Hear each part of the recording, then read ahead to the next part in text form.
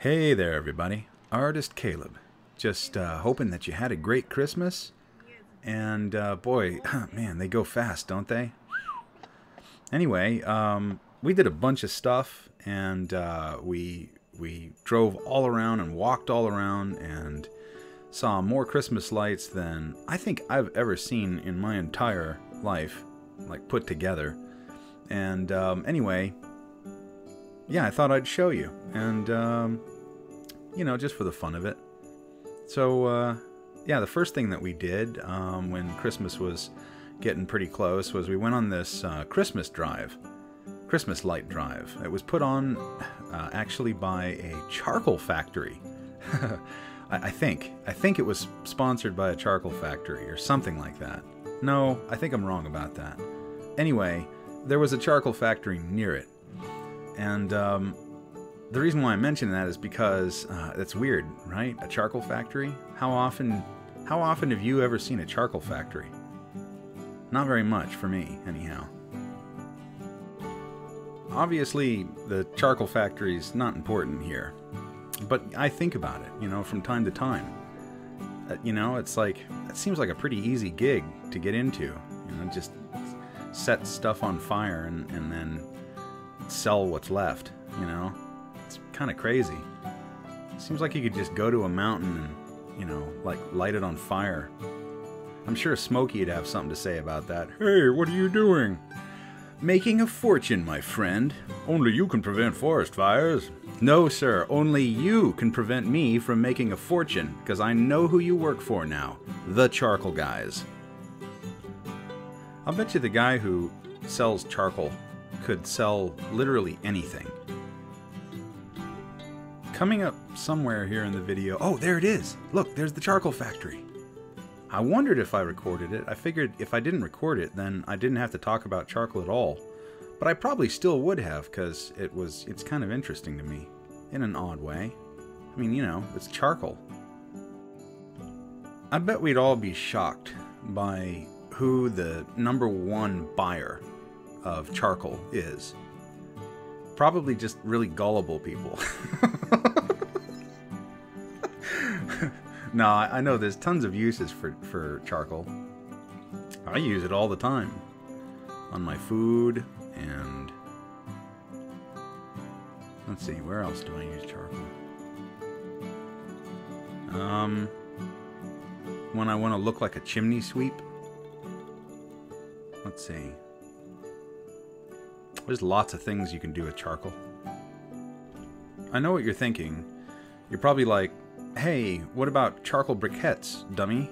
Well, first of all, those aren't bricks, let alone briquettes. They're like little loaf nuggets, because they're kind of round, you know? So, there's that.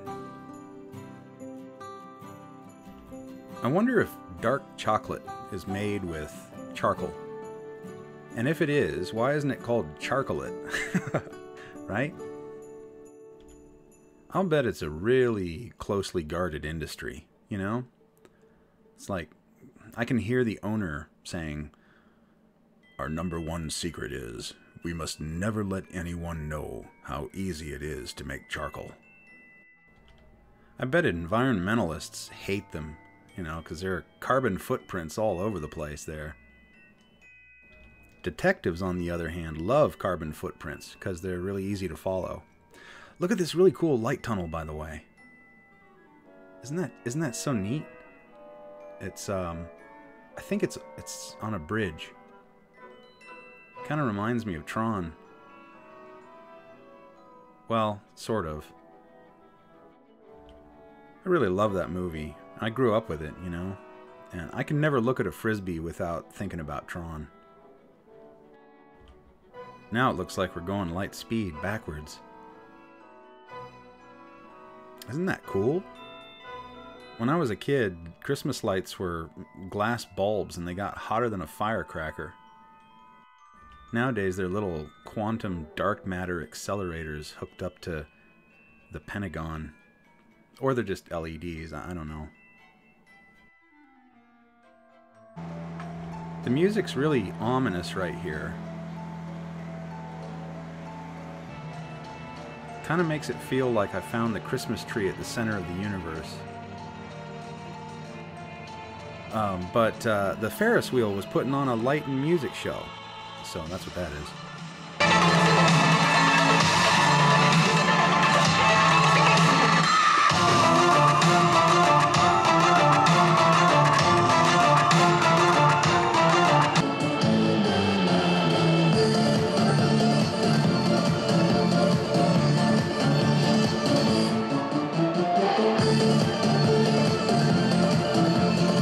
I think whoever put that light show together must have been on some Christmas crack.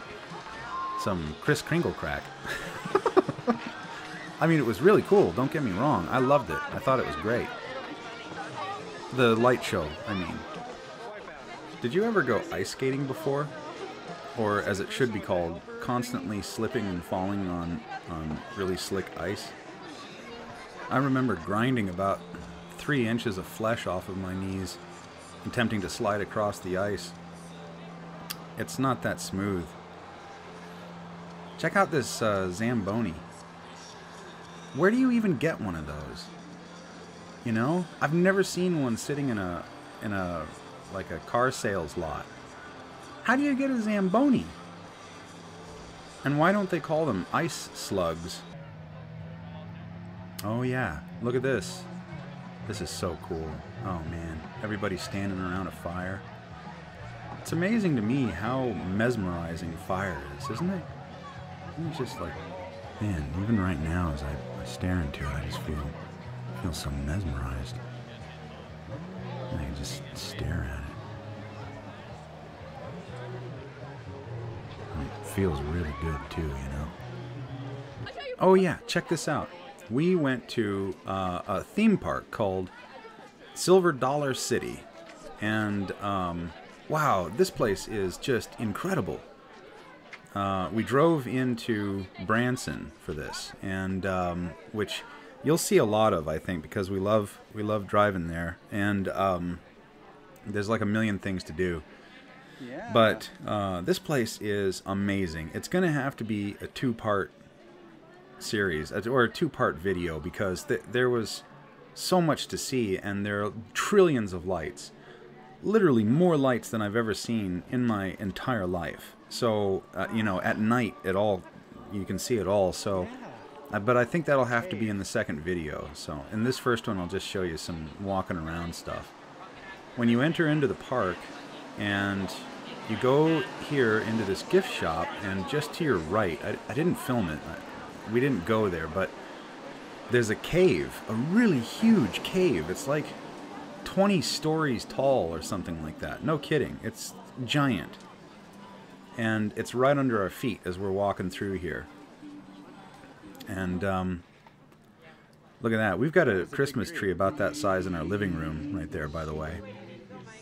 We live in a really tiny place, but you know, so it's been a challenge to move around in here. Good tidings we bring to you and your kin. Good tidings for Christmas and a happy New Year. That guy's got some bass. You know, it's like Happy New Year. Do you ever feel embarrassed when you're standing in front of those singers, in front of singers and stuff like that? I do, because they look at you, and I don't know, I just get embarrassed. Is that strange? When I was a kid, we went to Disneyland in California, and we were on, you know, Main Street or Mickey Boulevard or whatever the heck it's called, and this parade came rolling through, and they stopped and started doing a dance right in the street. Dancers were wearing these 1950s outfits, and this girl in you know, a dress pulled me out of the crowd into the street, and my parents started clapping, and they were like, yeah, Caleb, do a dance. And this woman started telling me to do a dance, and I was utterly horrified. It was like my worst nightmare. You know, I don't know, being naked at school or something like that. And she started going, just pretend like you have gum under your shoe. Trying anything to get me to move. And I was just locked locked in pure horror, terror. Let's take a look. If Mickey had been there, he probably would have been like, "Are you not entertained? Does this not entertain you? Get out of my park. I don't want to see you here again, kid." Look at these guys making things out of glass. It's really fascinating. That guy just looked at me like he's wanted by the law. Did you notice that? I've never made anything out of glass. I have, however, shoved things into my mouth straight out of the microwave that are easily as hot. These guys are making little ornaments and stuff, but if I was in charge of that, I'd make like prescription lenses and processors. I think there's more money in that. They've got a bunch of rides and roller coasters in this park, and this is the entrance to one here called Time Traveler. That's neat. And it's mesmerizing, isn't it?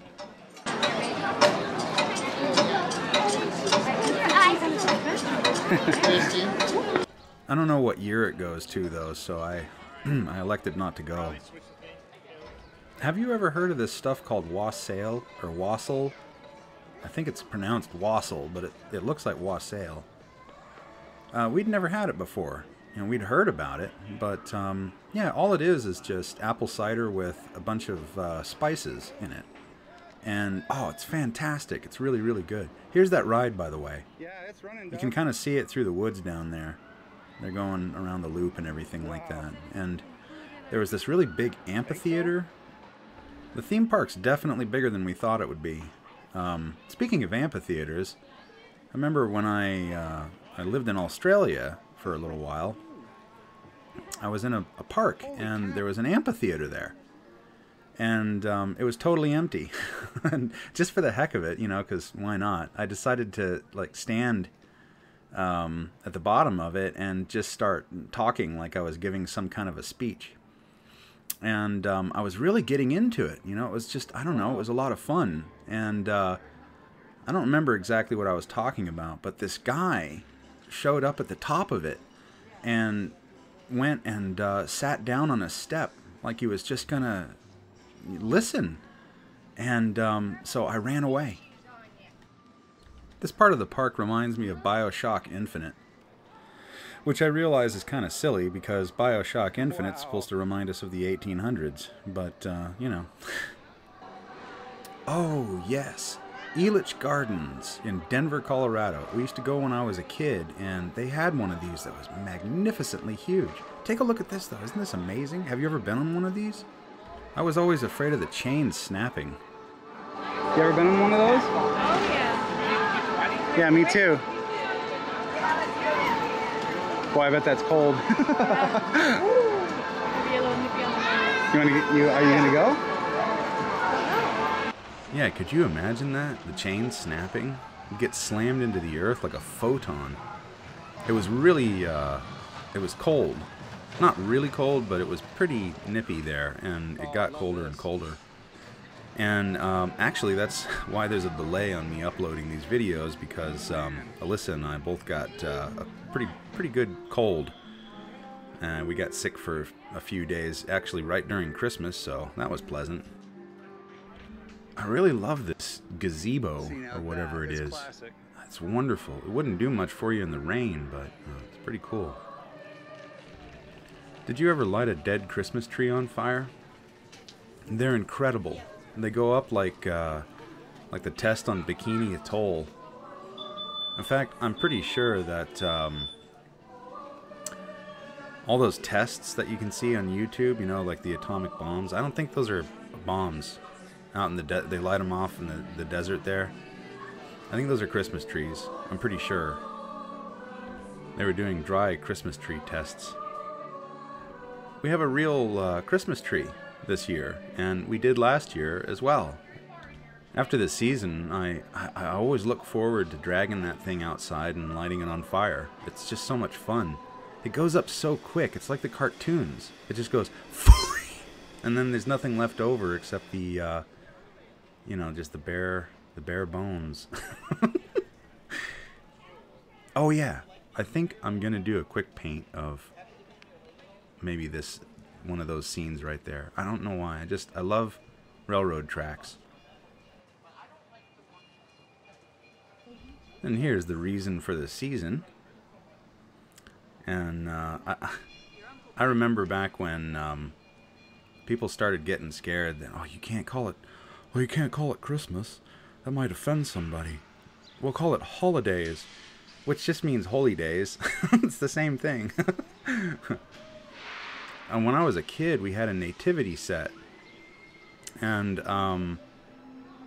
this was a long time ago. I think we got it at Sears. It was it's one of these old nativity scenes, you know, small.